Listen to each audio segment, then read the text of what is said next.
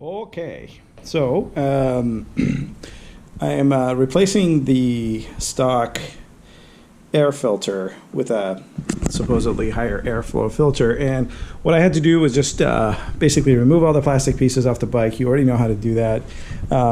This number 4, the 4mm Allen wrench is really most of what you need to get all the fairing pieces off. And then you get to the air box, and for some reason Kawasaki thought it took this many screws necessary to hold the sucker down. I don't understand that, but you go around undoing all of those. It's like 15 screws or something like that, and I've propped up the tank right now, so then it just comes right out.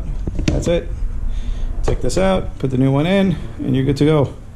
And mine's this nice brand new filter that I still don't know why I'm replacing, but I've been told it's better, so I'm going to do it. Since I'm installing the power commander and I've got my new exhaust and all that stuff in, I figured I'd just go the extra distance and listen to the pros on Z900forum.com and get this done. So anyway, this is coming out, and it's really all it takes. You just undo the 4 bolts around the tank. You don't have to remove the tank. It's still got the hoses connected. It's still got the electrical connections connected. And I just propped it up with two pieces of wood that I've got in my garage. You could probably do it with anything. Just make sure the wood doesn't crush anything like any of your connectors and stuff. And I was kind of careful. I maybe wasn't careful enough.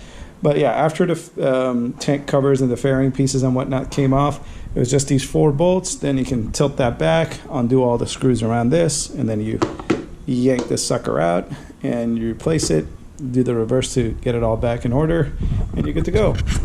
If you like this video and how short it was and you got something out of it, subscribe, and you'll see more Z900 videos from me soon. Thanks.